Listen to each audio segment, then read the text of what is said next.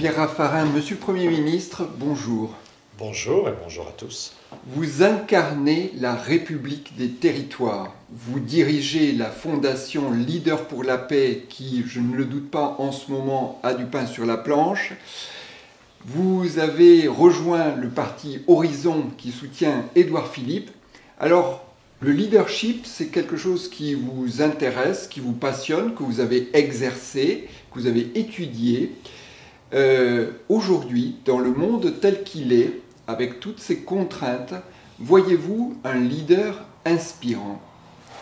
Il y a plusieurs leaders inspirants sur le monde, mais puisque vous me demandez un nom, je vous répondrai le docteur Mukwege, qui a été en République démocratique du Congo, un leader qui a mis la condition des femmes vraiment sur le terrain des priorités indispensables à l'avenir de ce pays, avec toutes les douleurs qu'il a rencontrées. Il s'est présenté aux élections présidentielles qui n'ont pas été organisées d'une manière respectable, je le pense. Et dans ce cas-là, naturellement, il n'a pas pu être élu. Mais c'est un personnage qui est un vrai leader et qui est vraiment inspirant. Alors, nous commençons par cette dimension internationale. Nous sommes dans la 3e année de conflit en Ukraine. J'aimerais aborder aussi des sujets de gouvernance mondiale.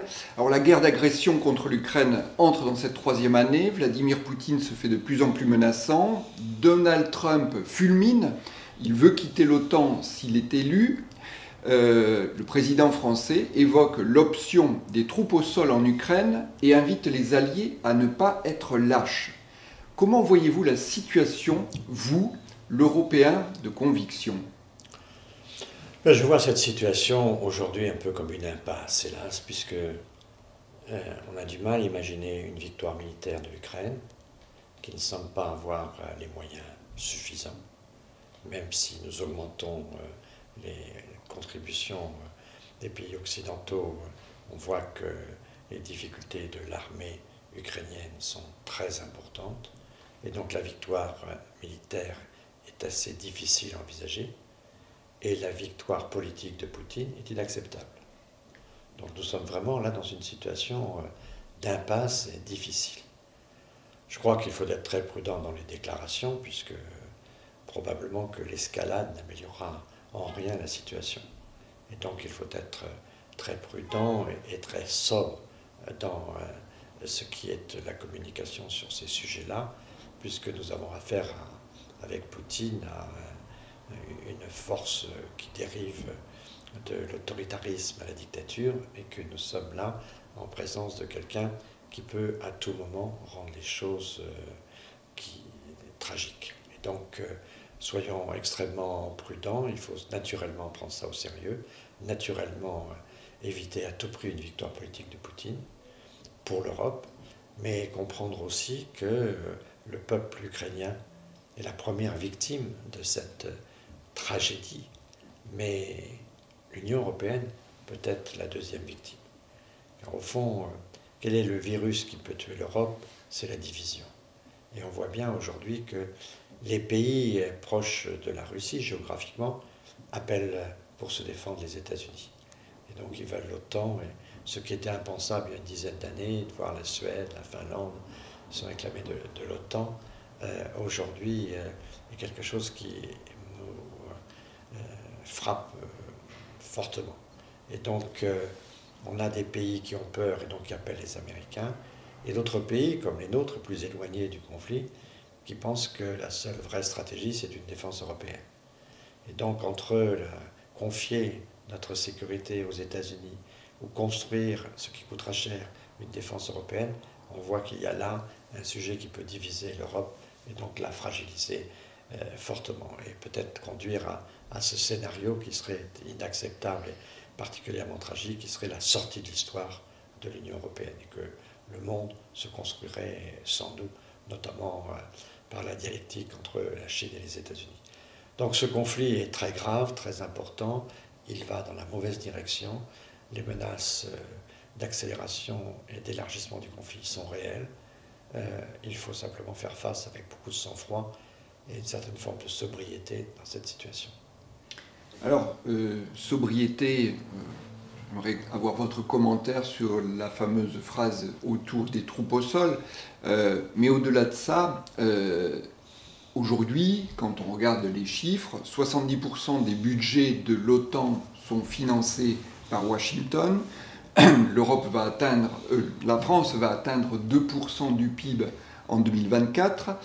Par ailleurs, en Europe, dans les contributions à l'effort de guerre en Ukraine, l'Allemagne pointe du doigt le fait que nous sommes donneurs de leçons sur l'Ukraine, mais pas forcément les plus contributeurs. Un institut situe la France au 16e rang, alors que l'Allemagne se targue d'être un gros financeur. Alors, la vérité des chiffres, est-ce que ça fait mal à plusieurs endroits? Je ne crois pas. D'abord, je ne vais pas rentrer dans les polémiques. Quand je vous dis sobriété, c'est que je ne veux pas faire de la politique politicienne, des petites déclarations, des punchlines. Nous sommes dans une situation extrêmement grave. Donc je n'entrerai certainement pas dans une polémique avec les Allemands, car toute polémique avec les Allemands aujourd'hui peut aboutir à la destruction de l'Union européenne et à la sortie de l'histoire de l'Europe. C'est ça qui nous menace. Et donc aujourd'hui, je considère qu'il y a un certain nombre de sujets de désaccord. Nous devons les traiter à huis clos, avec responsabilité. Nous ne pouvons pas aujourd'hui mettre sur la place publique et dans toutes ces situations politiques qui sont très compliquées en Allemagne comme en France, nous devons être extrêmement vigilants sur les sujets qui sont d'une extrême gravité. Donc aujourd'hui, nous faisons des efforts importants, l'Allemagne aussi fait des efforts, et ce qui compte aujourd'hui, c'est que la France et l'Allemagne sont les pilotes de l'Union européenne sur cette affaire. Donc restons dans cette ligne-là, travaillons ensemble, et surtout ne nous exposons pas à des tensions qui conduiraient à un affaiblissement fatal de l'Union européenne. Si l'Europe se divise, l'Europe se tue. C'est très clair. Donc il faut que chacun prenne bien conscience que la division, pour nous, est mortelle. Alors, de manière plus générale, ces questions ont tendance à antagoniser l'Occident et le reste du monde. On a la question de l'ONU, avec ses membres permanents du Conseil de sécurité, le G7, le G20. En son temps, Nicolas Sarkozy avait préconisé de revoir cette gouvernance. Pensez-vous que cela soit possible, et en particulier aujourd'hui? Je pense que cela est nécessaire, car nous sommes dans une nouvelle donne de la gouvernance mondiale qui est dominée par la rivalité entre la Chine et les États-Unis. Je crois que cette tension est la force qui gouverne actuellement le monde. Et ce qui est très préoccupant, c'est que cette course au leadership, puisqu'il s'agit là vraiment de la course au leadership, c'est le numéro 1 qui n'accepte pas l'émergence du numéro 2 et le numéro 2 qui se verrait bien à la place du numéro 1. Nous sommes là dans ce qu'on a appelé le piège de Thucydide, qui est la rivalité entre la puissance montante et la puissance déclinante. Donc on est dans un classique de l'histoire mondiale, mais c'est une tension qui prend des proportions graves, d'abord parce qu'il y a des menaces réelles sur la sécurité du monde avec l'affaire de Taïwan, et puis il y a aujourd'hui cette dynamique qui fait que les deux superpuissances organisent leur propre réseau. Et donc il y a au fond un réseau chinois qui est le réseau des BRICS, qui est en train de se développer, et puis il y a le réseau américain qui est le réseau du G7. Et on voit bien que ce réseau-là, il est dans une compétition très très forte, puisque les BRICS se sont ouverts à l'Iran, l'Arabie Saoudite, ils se sont ouverts au monde arabo-musulman notamment, mais le G7 aussi, puisque le G7 veut accueillir, avec les accords d'Abraham, on a vu le Maroc d'un côté, le Soudan de l'autre aussi, venir rejoindre cette logique-là plus proche des États-Unis. Et donc on voit bien le monde aujourd'hui se créer dans une tension entre le Sud global, que les BRICS cherchent à représenter, et puis l'Occident. C'est pour ça qu'en ce qui me concerne, je préfère dire et montrer que mon camp n'est pas tant celui de l'Occident que celui de la démocratie. Et que c'est dans la démocratie mondiale que je trouve mon réseau d'amitié. Ça veut dire que je ne suis pas pour l'Europe contre l'Asie ou pour l'Europe avec les États-Unis contre la Chine. Nous sommes alliés des États-Unis, bien sûr, mais nous ne sommes pas alignés. disait le général de Gaulle. Et pour ça, il faut bien mesurer que notre vraie alliance, c'est la démocratie. Nous sommes alliés avec le Japon, nous sommes allés avec la Corée du Sud, nous sommes allés avec beaucoup de pays africains, avec beaucoup de pays d'Amérique latine. C'est la démocratie, c'est le front des démocraties qui est notre ligne aujourd'hui de défense. Mais cette ligne-là, il ne faut pas la voir comme quelque chose qui est offensif contre les autres, mais qui devrait être tourné vers nous-mêmes pour améliorer nos systèmes. Parce qu'on voit bien que nos démocraties sont menacées d'impuissance, que les gilets jaunes d'un côté, le Capitole de l'autre, la montée de Trump, les populismes, la radicalisation contre le rassemblement, ce qui est un peu la dialectique entre le populisme et le monde libéral, est quelque chose qui, aujourd'hui, gangrène les démocraties. Donc je pense que notre camp doit être celui des démocraties. Il nous faut travailler ensemble pour échanger les bonnes pratiques et parler avec la Corée, parler du Sud naturellement, il faut parler aussi évidemment avec le Japon, avec le Brésil, avec l'Inde. Ce qui fait que j'approuve le président de la République quand il est allé en Inde, d'abord quand il a invité le Premier ministre le 14 juillet. Le 14 juillet pour notre fête nationale, et ce qui lui a valu une invitation pour la fête nationale indienne, et que dans les jours prochains, il va se rendre au Brésil. L'Inde et le Brésil étant les deux démocraties qui sont à l'intérieur des BRICS. Et donc c'est une stratégie qui est aujourd'hui très importante de jouer cette carte des démocraties. Mais on voit bien qu'en effet, la tension aujourd'hui d'un grand nombre de pays serait de faire en sorte qu'il y ait en fait une sorte de front anti-Occident qui est en fait anti-américain. C'est pour ça que nous, il faut qu'on soit prudent de ne pas apparaître des inconditionnels des Américains, surtout que d'une part avec l'extraterritorialité des lois, avec les menaces de Trump sur l'OTAN, avec cette domination du dollar aujourd'hui, fait que les Américains sont très dominateurs, y compris sur notre propre destin. Néanmoins, on a l'impression que ces dernières années, en politique étrangère, la France a un petit peu perdu la main. L'Afrique, le Sahel, le Liban, l'Arménie, la Russie, l'Ukraine. La voix d'un général de Gaulle, d'un Jacques Chirac manque-t-elle, ou est-ce simplement que notre place a tendance à reculer? Moi, c'est tout à la fois. Hein. Je ne peux pas dire que le général de Gaulle ou Jacques Chirac ne manquent pas. C'est sûr que sur des sujets comme ça, ne serait-ce que de mettre la gravité de la situation vraiment dans les esprits du débat public en France, ce serait très important. De Gaulle le ferait, Chirac le ferait aussi. Je crois que ce sont des personnalités qui manqueront à toutes les périodes. Bon, mais il faut bien se faire à cette idée qu'on ne peut pas les avoir éternellement. Et donc, ce qui est, je crois, quand même important, il ne faut pas voir dans cette situation internationale extraordinairement troublée la responsabilité vraiment de la France, y compris en Afrique. Qu'est-ce qu'il est l'adversaire en Afrique? Qu'est-ce qui est en train aujourd'hui de gagner en Afrique? Ce n'est pas les adversaires de la France, c'est le terrorisme. C'est le terrorisme qui allie Al-Qaïda, qui allie l'islamisme, mais aussi avec toutes les franges qui sont subversives, qui veulent déstabiliser les pouvoirs, avec des Wagner qui, là, en effet, sont des adversaires de la France, mais on a un certain nombre de forces aujourd'hui qui sont extraordinairement préoccupantes, puisqu'au fond, ce sont des forces qui permettent à tous ces jeunes Africains qui sont sans espoir d'être intégrés, puisqu'au fond, si vous cherchez un job aujourd'hui en Afrique, c'est dans le terrorisme que vous pouvez le trouver, y compris en termes de rémunération, y compris en termes de responsabilité. Et donc le terrorisme est une sorte de force d'intégration aujourd'hui qui se développe avec une puissance réelle, même s'il y a une grande diversité des acteurs terroristes. Donc ce n'est pas la France qui est à la source de cela. Il se trouve que c'est commode d'être contre la France dans un certain nombre de pays, mais ce terrorisme-là, il est contre tout ordre établi, et donc il se battra forcément contre tous ceux qui essaieront de les marginaliser. Donc ce n'est pas la France qui est à la cause de l'affaire de tension entre la Chine et les États-Unis, ce n'est pas la France qui est à la source de la difficulté en Ukraine. Donc nous sommes dans un monde extraordinairement troublé, un monde qui est en train de banaliser la guerre, qui fait que nous sortons de cette période que j'ai bien connue, qui est celle de ma génération, où on croyait la guerre impossible, et aujourd'hui la guerre est banalisée. D'ailleurs, la guerre se banalise aussi avec la montée de la violence dans les différentes sociétés. La violence et On va la en guerre parler, ouais. sont des sœurs jumelles. Et donc, il est clair que toutes les sociétés avec des actes de violence, comme nous le voyons, préparent quand même à cette idée de guerre, c'est-à-dire la destruction de l'autre. Et donc, nous avons là des responsabilités qui ne sont pas liées à la diplomatie française.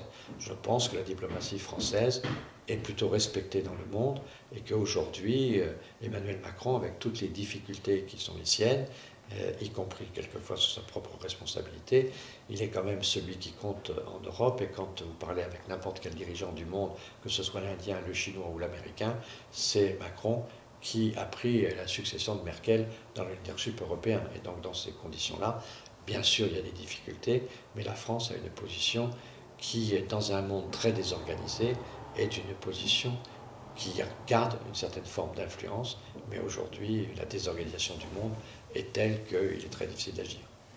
Particulièrement en Afrique, la Chine est présente sur le terrain économique. Hein. Votre intérêt pour la Chine est de notoriété publique. Vous avez été responsable du développement des entreprises françaises en Chine. D'ailleurs, je crois que le président chinois viendra à Paris au printemps. Pensez-vous que dans ce contexte global, la Chine est plutôt une force d'apaisement ou de rivalité? Les deux à la fois. Les deux à la fois. Donc, ça a toujours été la même chose. D'abord parce que la Chine est fondamentalement construite sur le paradoxe du yin et du yang. Et donc, de toute façon, ils sont dans cette dynamique paradoxale. Donc, quand vous tenez une vérité d'un côté, l'autre vérité existe à côté aussi. Donc, la culture chinoise est très complexe et elle est fondée, de mon point de vue, sur le paradoxe.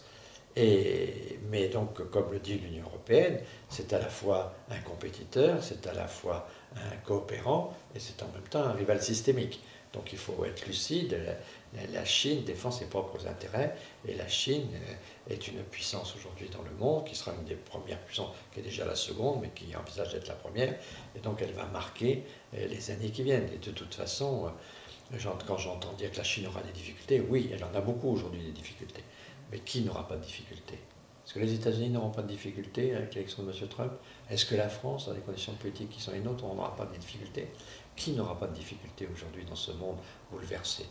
Donc ce qu'on peut dire simplement, c'est que nos petits-enfants, tout ça, ils auront une Chine qui sera puissante, une Chine qui existera dans le monde avec sa démographie, avec sa puissance économique et surtout sa capacité de travail. Jacques Chirac me disait, il faut toujours observer les Chinois. Ils sont aussi intelligents que nous et ils travaillent 2 fois plus. Donc de toute façon, ils seront toujours là. Donc c'est ça la réalité des choses. Donc c'est clair que les Chinois défendent leur propre intérêt et que quand leur intérêt est contre le nôtre, ils nous créent des problèmes. Aujourd'hui, ils veulent nous taxer le cognac parce qu'ils ne sont pas contents du fait que nous voulons taxer le véhicule électrique.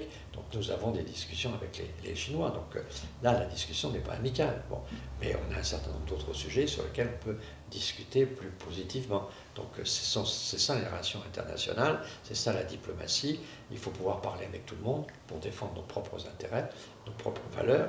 Mais il est évident qu'avec les Chinois, nous avons un certain nombre d'intérêts. Globalement, les Chinois sont plutôt dans le camp pacifique. Ils n'ont jamais fait la guerre chez les autres. Ils ont découvert l'Afrique avant nous. Et ils ne l'ont pas colonisée. Et à chaque fois qu'ils ont fait la guerre, ils l'ont fait quand ils ont été attaqués par les Japonais, par les Anglais, puis par les Français. On a quand même fait le sac du palais d'été. La guerre de l'opium. La guerre de l'opium. Empoisonner un peuple pour le gouverner, ce n'est pas une histoire très brillante pour nous. Je reconnais, si on a fait ça, c'est sur la poisson des Anglais. Donc quand la diplomatie française fait une faute, le principe général, c'est que c'est de la faute des Anglais. Et donc nous avons là suivi les Anglais avec tort, mais c'est quand même les Anglais les premiers responsables. Cependant, on n'a pas été particulièrement brillants dans cette histoire. Mais les Chinois eux-mêmes n'ont jamais pris les armes pour aller conquérir les territoires extérieurs. Et ils veulent une puissance économique, et comme les grands stratèges militaires chinois l'ont toujours écrit, le bon général chinois, c'est celui qui gagne la guerre sans avoir à la livrer.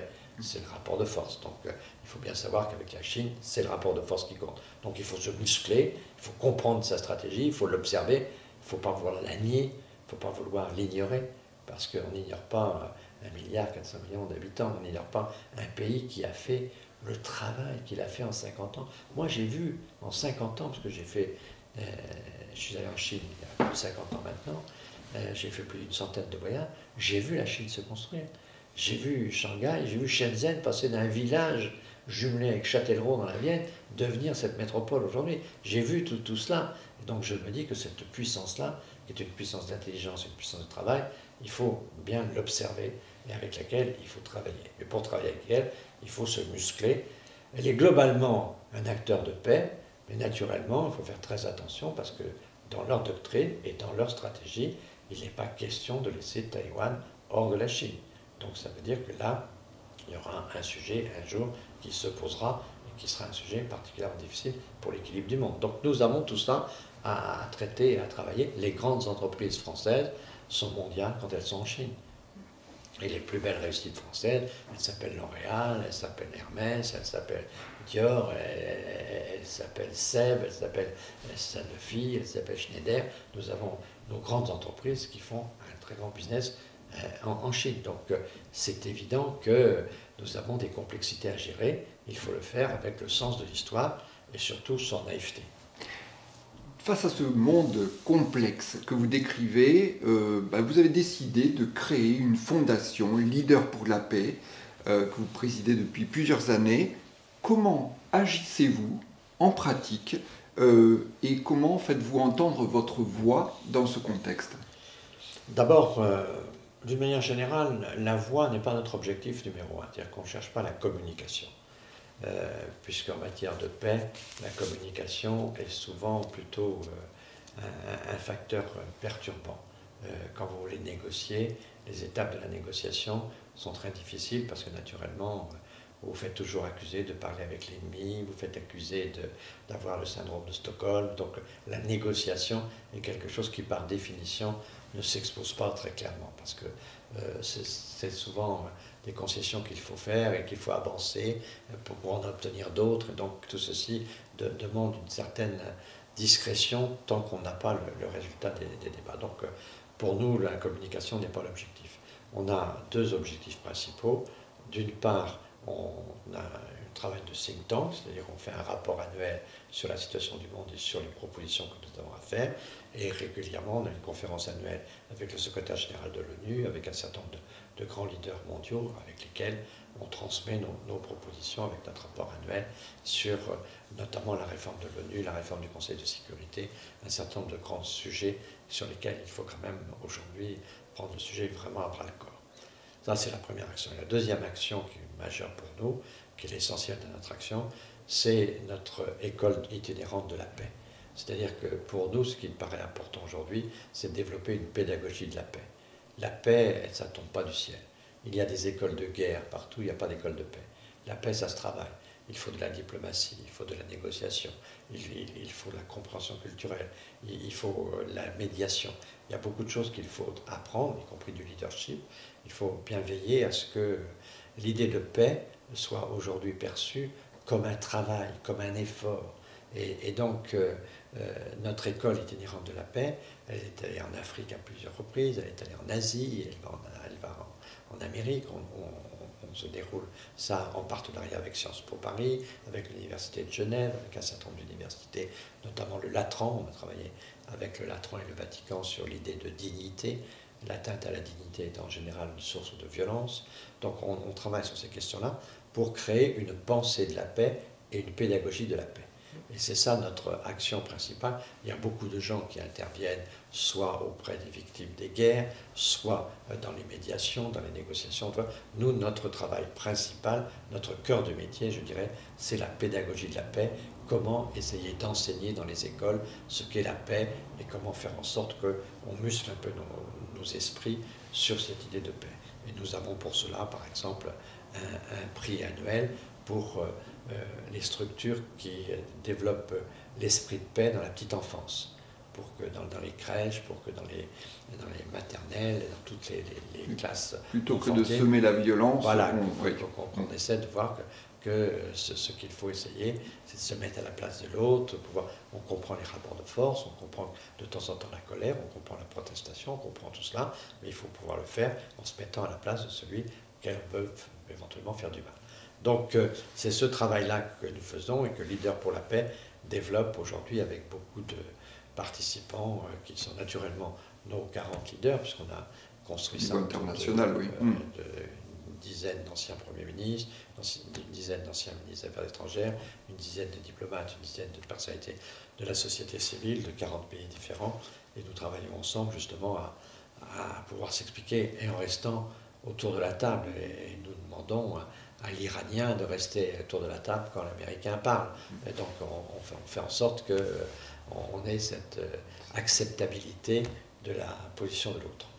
Alors Jean-Pierre Raffarin, après ce grand tour d'horizon, j'aimerais qu'on revienne en France, si je peux dire, toujours autour de cette question du leadership, question de la présidence Macron, l'exercice du pouvoir, les élections à venir. La Ve République a créé une diarchie entre le président et le Premier ministre. Vous avez officié à Matignon, aux côtés de Jacques Chirac, un président qui vous a laissé les coups des franches. Comment jugez-vous aujourd'hui la manière dont Emmanuel Macron exerce son pouvoir et est-ce que ce mode d'exercice va évoluer avec la personnalité de Gabriel Attal? Je l'espère, parce qu'on est dans un exercice un peu solitaire du pouvoir aujourd'hui. Et donc Emmanuel Macron est très doué, il a des qualités intellectuelles fortes, des qualités de courage, des qualités de travail puissantes. C'est sans doute sur le marché politique l'un des meilleurs produits, mais il est quelque peu seul. Le pire, c'est qu'il aime bien être seul. Difficile de gouverner sans parti. Son parti n'est pas puissant. Vous êtes dans un dîner, dans une assemblée générale, dans une kermesse, je ne sais quoi. Vous demandez comment s'appelle le nom du parti de la majorité et comment s'appelle le leader du parti de la majorité. Personne ne sait. Autrefois, on se connaissait Mitterrand, Chirac, Juppé, Sarkozy, on voyait tout ça. Aujourd'hui, on voit bien qu'il n'y a pas de parti, il n'y a pas beaucoup de structure à l'Assemblée nationale. On sent bien que le président a agi assez seul. Et jusqu'à maintenant, il n'avait pas de politique vraiment, de formation politique. Et vous militez pour cela, c'est-à-dire que enfin, vous qui avez été aux origines de l'UMP, c'est quelque chose sur lequel enfin, quelque part, vous l'asticotez, si je peux parler comme ça. Je parle franchement, je le respecte beaucoup, je pense qu'il est le meilleur aujourd'hui, mais je pense que la Ve République doit protéger son président. Nous sommes dans une situation, les gaullistes avaient bien compris les choses, le général de Gaulle, mais aussi Debré et les autres, que ce pays est à la fois souverainiste et régicide. On aime le chef, on aime le général, on aime le combattant suprême, on aime ceux qui sont vraiment des leaders, tout ça. Mais on aime aussi leur couper la tête. Et les gaullistes ont inventé cette hiérarchie au pouvoir. Le président, il est le mieux élu de tous les élus de France, il est élu au suffrage universel par tout le monde, c'est lui qui a la plus forte légitimité, c'est lui qui est le prince. Mais on ne peut pas lui couper la tête. On a mis à côté un Premier ministre auquel on coupe la tête. Donc on coupe la tête du Premier ministre, on change de Premier ministre pour renouveler la vie politique, et en même temps on garde le président. Régicide et souverainiste. C'est un système très important. Tout ça, c'est une philosophie, c'est qu'il faut protéger le président de la République. Et aujourd'hui, un peu depuis Nicolas Sarkozy, qui a voulu... Et le quinquennat aussi. Hein, le quinquennat, mais le fond de l'affaire, je pense que même dans un septennat, Sarko considérait qu'il était, comme disait le général, l'homme de l'essentiel et qu'il fallait s'occuper de tout puisqu'il était élu par tout le monde. L'omniprésident. Voilà, et donc il était sur tous les chantiers et Emmanuel Macron a fait de même. Ce qui fait naturellement qu'il se trouve exposé sur tous les sujets, que toutes les critiques viennent pour lui, que finalement il est la cible de tous les mécontentements. C'est un fédérateur de mécontentements. Et donc c'est quelque chose qui gêne le pouvoir. Le Premier ministre, il est là pour partager un peu ça. Alors pour ça, il faut un Premier ministre politique. Et dans les premiers pas, nous avons vu un Gabriel Attal qui était un bon professionnel de la politique, qui comprend que la politique, quand vous êtes sur une manifestation d'autoroute, quand vous êtes avec les manifestants, qu'on vous propose une assiette de saucisson, le techno, il prend un saucisson, il va manger, oh c'est très bon, le politique, il prend l'assiette, il va la proposer à tout le monde.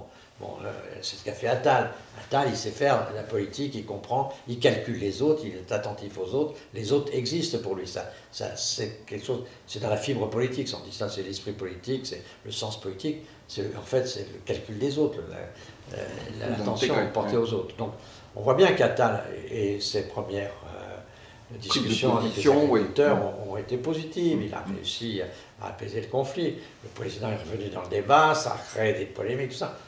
Il faut laisser ce dossier au Premier ministre. Un Premier ministre, c'est fait pour protéger aussi le président. Vous savez, dans le leadership, j'ai étudié le leadership aux États-Unis, j'ai enseigné au Canada, j'ai étudié le leadership en Europe, j'ai un cours à l'ESCP, et je l'ai étudié en Chine, où j'ai un cours aussi à la Business School de Shanghai. Et donc j'ai bien travaillé ces questions de leadership sur tous les continents. On voit bien qu'aux États-Unis, tout s'apprend. On apprend à faire des discours, on apprend à sourire, on apprend à mener une réunion, on apprend... Tout est technique. Tout est technique. En France, il faut un peu du charisme, mais il faut aussi de la technique.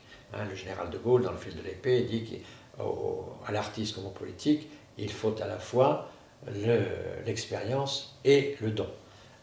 Et donc, c'est une alchimie, oui. Une alchimie qui est très européenne. Mais en Chine, on protège le chef. La cité interdite, le chef, on ne le connaît pas. Elle est interdite, la cité. On ne le voit pas, tout se passe derrière. Et aujourd'hui encore, vous recevez une délégation de Chinois, le premier qui vous serre la main, ce n'est pas le chef. Une délégation française, vous avez toujours le leader qui est devant, et quand il franchit le pont d'Arcole, il a même le drapeau, et il devient la cible numéro 1. Quand vous voyez un Chinois, le chef, il est dans le groupe, et le groupe protège le chef. Et donc, il faut trouver le chef, c'est pas évident. Et on voit bien que nous, on expose trop nos chefs. Et le Premier ministre, il est fait pour protéger le chef aussi. C'est un fusible, le Premier ministre. Entre autres, c'est un acteur, c'est lui qui doit mener l'action, c'est le chef de la majorité, il y a un certain nombre de pouvoirs constitutionnels majeurs, mais globalement, il est là aussi pour protéger le président. Alors, le président m'avait dit, Jacques Chirac, il m'avait dit que quand il m'a nommé, il m'a dit, écoute, c'est ça, moi je gère d'abord le régalien, je suis chef des armées, je t'informe de mes décisions, mais c'est moi qui prends les décisions. Politique étrangère, c'est moi qui prends les décisions, je t'informe, je t'envoie des visites, mais les visites, c'est moi qui les programme, et c'est ça qui le fait. Tout ce qui est régalien, c'est moi. Je veux 3 dossiers populaires qui vont se décider à l'Élysée.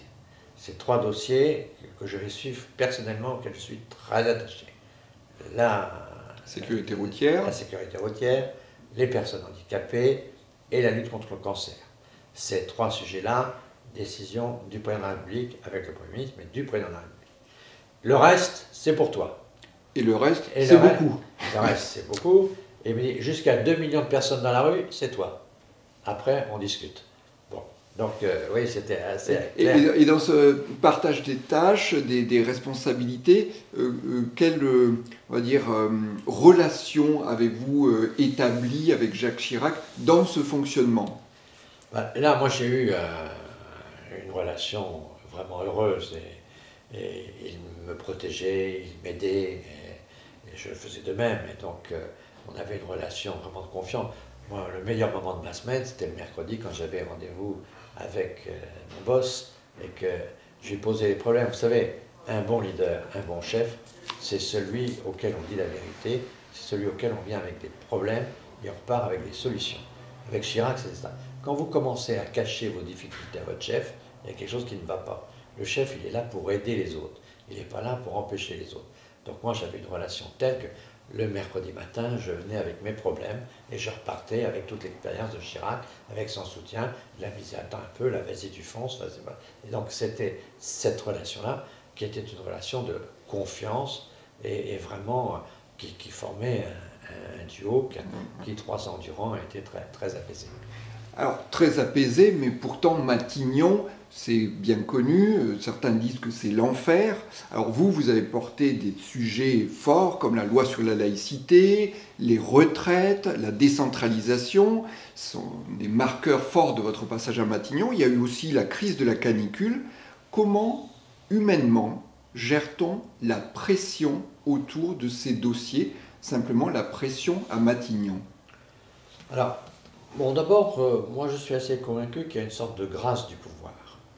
Que quand d'un seul coup le pouvoir vous tombe sur les épaules, vous trouvez des forces qui viennent, que vous ne soupçonnez pas, qui viennent peut-être de l'extérieur, peut-être du dessus. Il y a une grâce du pouvoir. Donc, c'est pour ça que je ne dirais pas que c'est un enfer. D'une certaine manière, dans les difficultés, vous trouvez l'énergie, dans les drames. Je me souviens aller dans un centre équestre qui avait brûlé avec le cadavre des enfants qui pendant la nuit avaient perdu la vie dans ce drame. Des choses qui sont insupportables et vous les supportez par devoir, vous êtes sur le champ même de l'horreur présent physiquement de multiples reprises. Donc, vous savez, à Matignon, une bonne nouvelle ne dure guère plus d'une demi-heure. Vous avez tout de suite après un accident d'autocar, un problème ceci, un problème cela, et donc vous avez toujours une forte pression. Donc je ne crois pas qu'on s'endurcit dans la vie, je crois que l'idée que l'homme politique s'endurcit, c'est une fausse idée. Parce qu'en fait, les coups s'ajoutent les uns aux autres, mais quand on est dans l'exercice du pouvoir, il y a une forme d'énergie qui fait que vous devez faire face. Et vous savez, on a souvent dit ça des héros, il y a un moment ou un autre où le héros devient héros. Il n'était pas forcément héros une heure avant, il n'était pas forcément héros une heure après, mais pendant l'événement, il est héros. Et parce que là, finalement, il se tient debout, il a conscience que sa dignité d'homme, c'est d'être debout. Donc, il n'y a pas le choix. Et il n'y a pas le choix, et finalement, on assume ça. Mais évidemment, c'est pour moi un énorme confort que d'avoir le soutien et la proximité du président et son expérience. Donc, à chaque fois, j'étais en ligne avec lui pour pouvoir, le week-end, on passait du temps ensemble. Et donc, si j'avais là comme une sorte de grand fauve à côté de moi, je sentais qu'il allait me griffer, allait se prendre un petit coup de patte d'une exceptionnelle puissance. Ce grand fauve, il a aussi un cœur. Au moment où il vous désigne pour être l'hôte de Matignon, je crois qu'il veut passer un coup de fil devant vous à quelqu'un.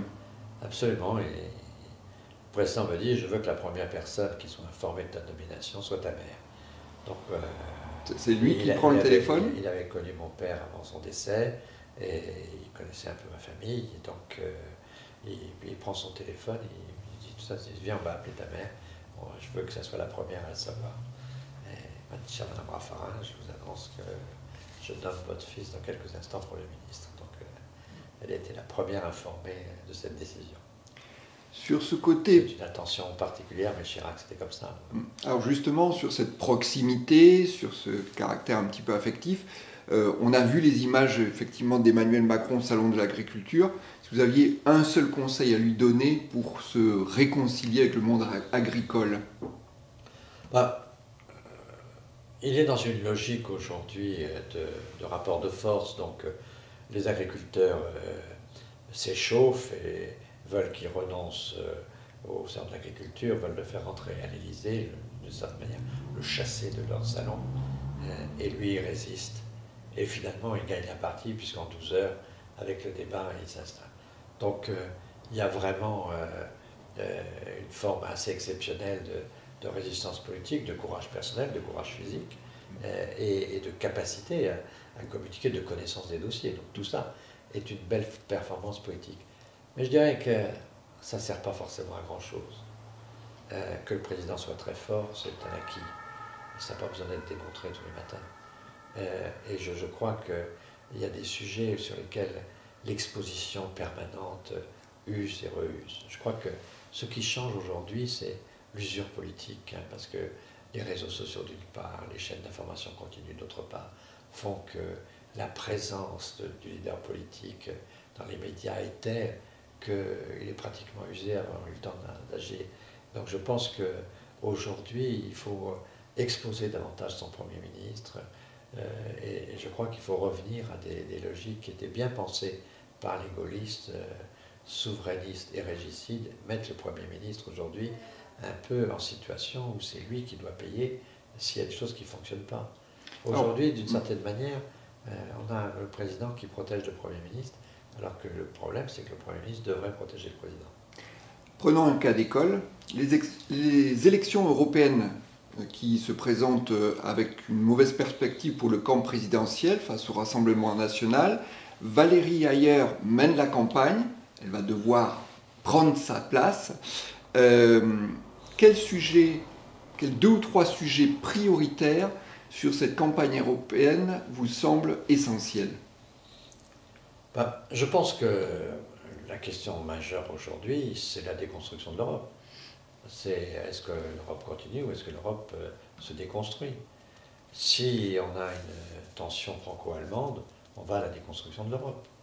Et si on va à la déconstruction de l'Europe, on perd notre rapport de force. On est dans un monde qui est redevenu un monde d'État-puissance, dans lequel la règle, c'est le rapport de force. Et donc le rapport de force de l'Europe, c'est d'abord, avant tout, le franco-allemand. La diplomatie française, avec la place au Conseil de sécurité, l'industrie allemande, beaucoup de choses, notamment les technologies que nous avons les uns les autres, font qu'il y a une force franco-allemande. Et aujourd'hui, c'est un monde de rapport de force. Nous risquons aujourd'hui, avec les stratégies des souverainistes, nous ne sommes pas les États-Unis, nous ne pouvons pas fermer nos frontières, nous avons besoin des autres, et notre capacité, c'est d'être plutôt justement des leaders et chercher à rassembler les autres pour construire des forces dans lesquelles nous avons une influence. Et je pense vraiment que l'enjeu de ces élections européennes, c'est la sortie de l'histoire. Est-ce qu'on sort de l'histoire? Est-ce qu'on laisse la Chine et les États-Unis gouverner? Dans les deux cas de gouvernance qui peuvent se présenter, on sera perdant. S'ils font la guerre, on sera naturellement extraordinairement maltraité. Et s'ils font la paix, ils risquent de la faire sur notre dos.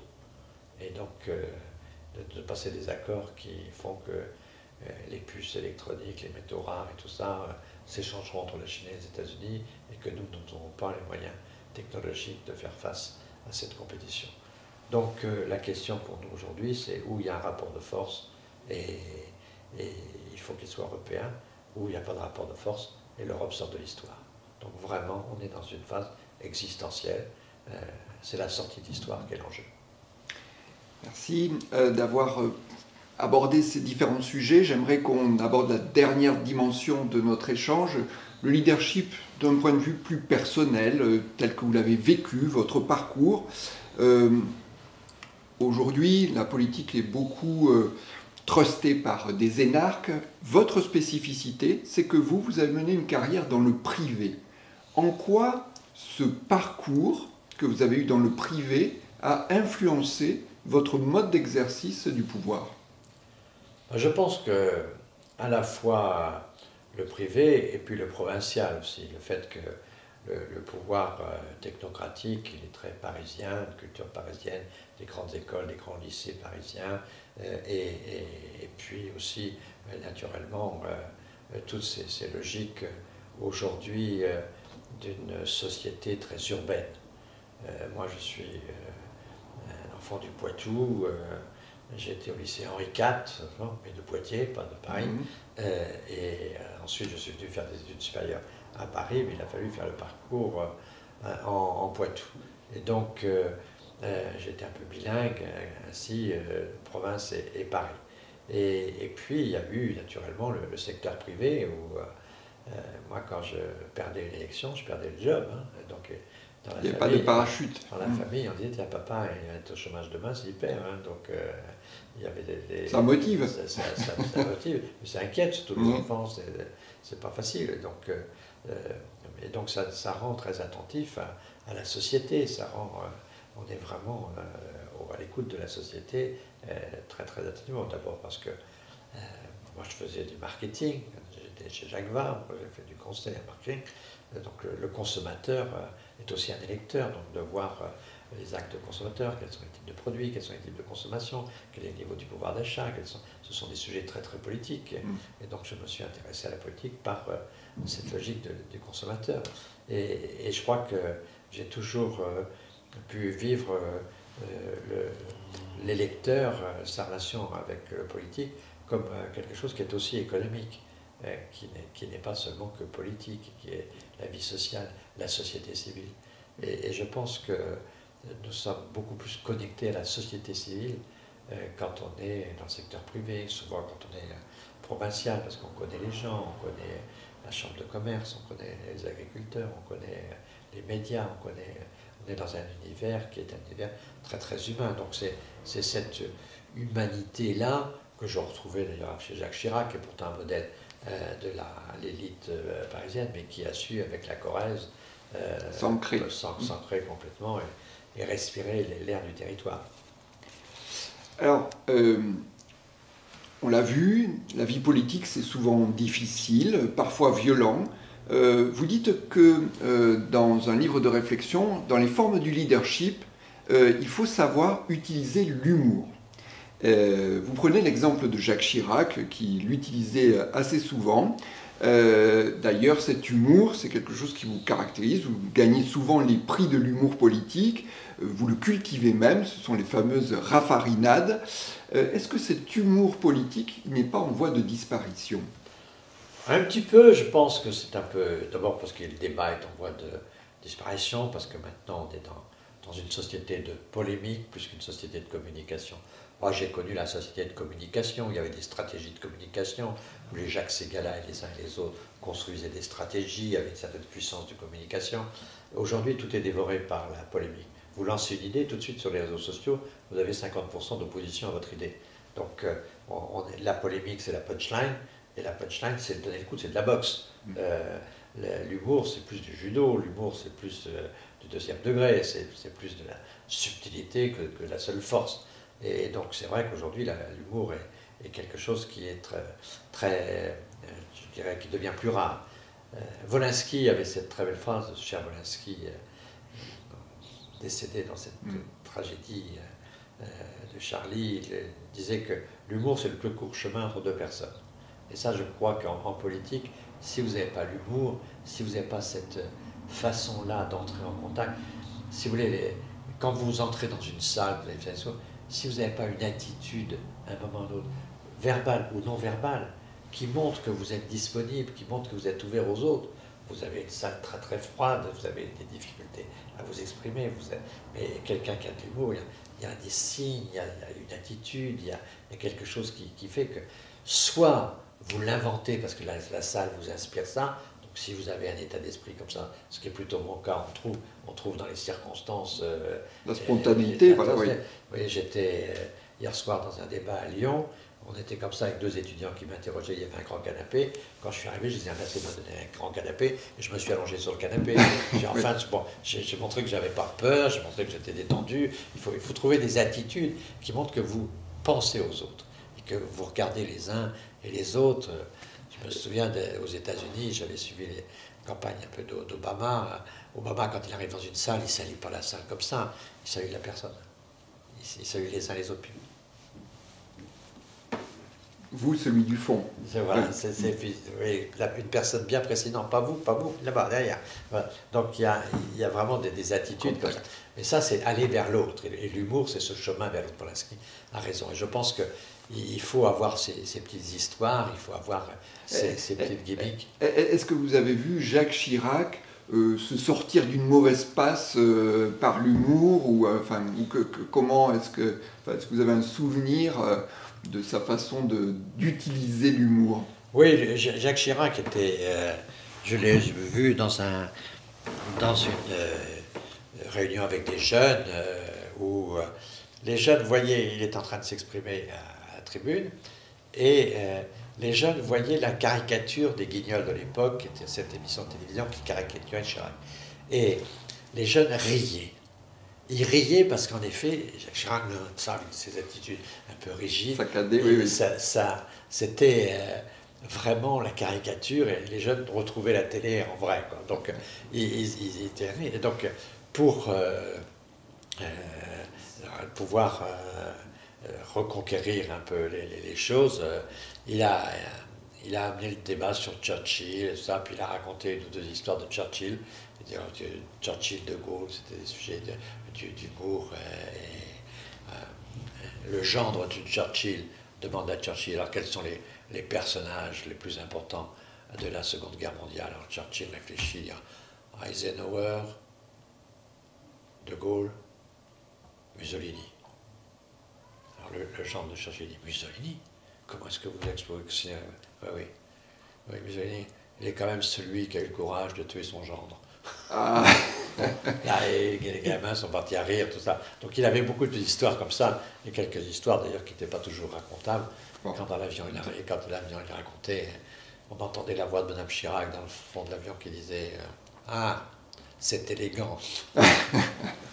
Alors, dans les facéties des personnages, vous-même, en fait, vous êtes un grand amateur de Johnny Hallyday. Alors, en préparant cette interview, je me suis dit, est-ce que, comme Jacques Chirac, à qui on servait tout le temps de la Corona, à force, on n'en a pas assez?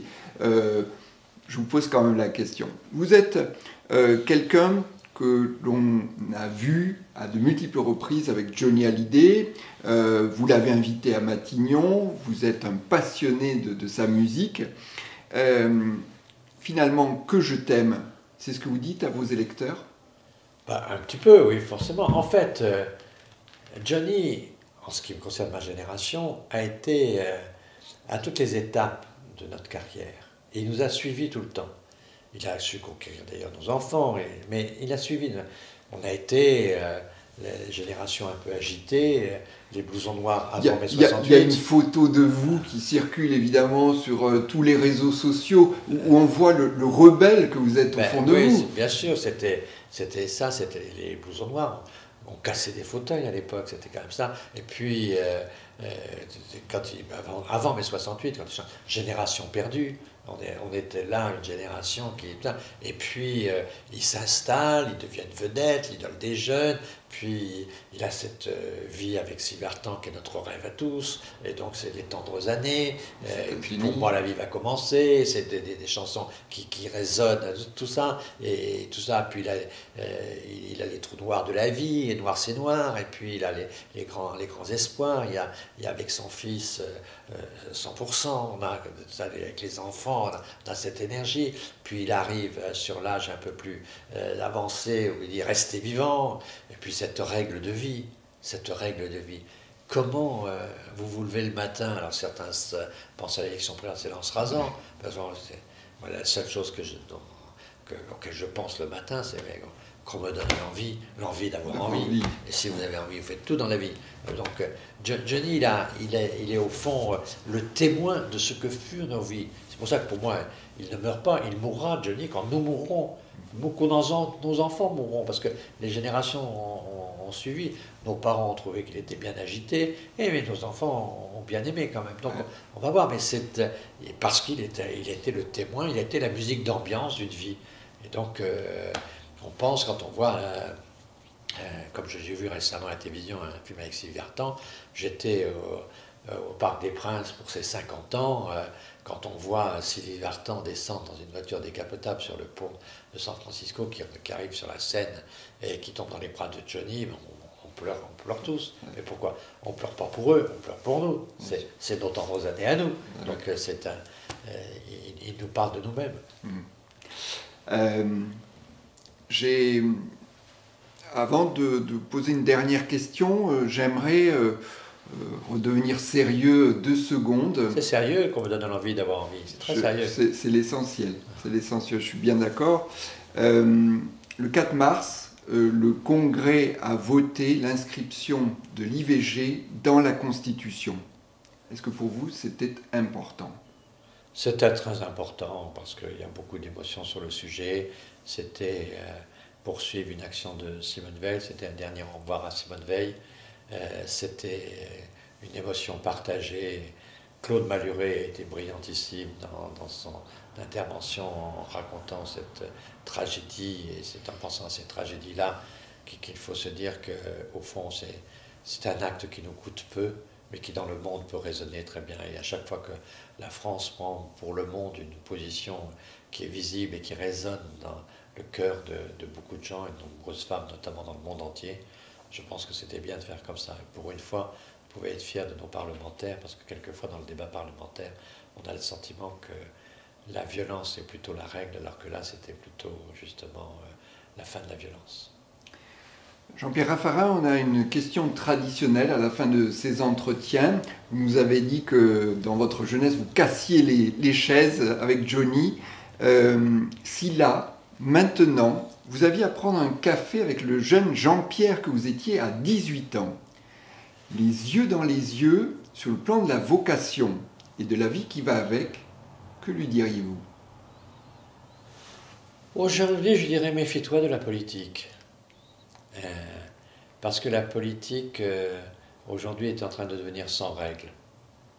Et que tu as bien fait de t'engager comme tu l'as fait. Parce que avec le cumul des mandats, je pouvais, quand je perdais mon job politique, par exemple quand j'étais conseiller technique d'un ministre, que Giscard a perdu, il a fallu que je trouve un emploi.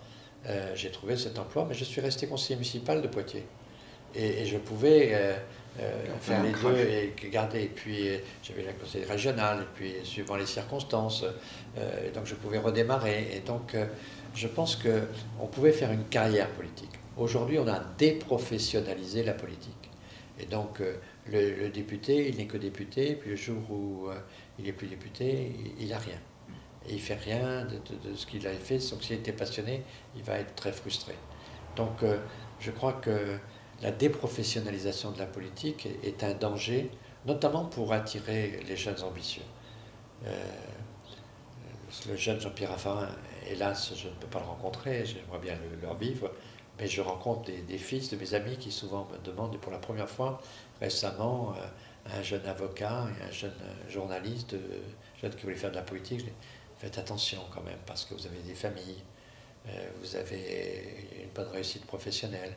La politique risque de vous faire contester votre situation professionnelle. La vie familiale a du mal quelquefois à résister à la politique. Et donc, il y a des risques avec la politique. Et là, aujourd'hui, vous avez en plus des incertitudes. Vous avez des métiers solides qui vous apportent des grandes satisfactions. Vous avez une vie de famille, vous avez des qualités.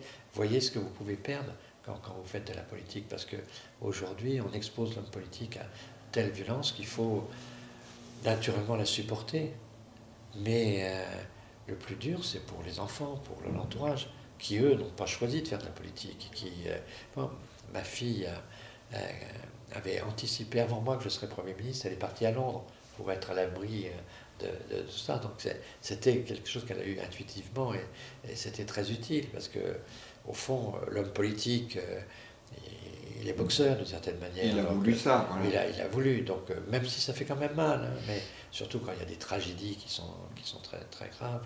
Et donc, je pense que c'est ça aujourd'hui qui me préoccupe un peu, c'est qu'il ne faut pas décourager les élites de venir faire de la politique, mais pour ça, il faut pouvoir accueillir les élites et il faut permettre que soit reconnue une forme de professionnalisation de la politique. Alors, il faut trouver les règles, je sais bien que ce n'est pas un métier comme les autres, mais il faut que l'expérience soit valorisée.